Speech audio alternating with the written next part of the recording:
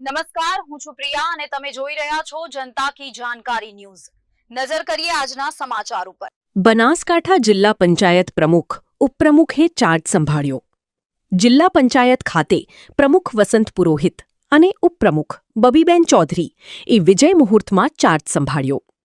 જિલ્લા વિકાસ અધિકારી, જિલ્લા ભાજપ પ્રમુખ સહિત ભાજપના આગેવાનો ઉપસ્થિત રહી પ્રમુખ ઉપપ્રમુખની શુભેચ્છાઓ પાઠવી। બનાસકાંઠા જિલ્લામાં આરોગ્ય, શિક્ષણ, રોડ રસ્તા સહિતના વિકાસના કામોને પ્રાથમિકતા અપાશી। વસંત પુરોહિત પ્રમુખ।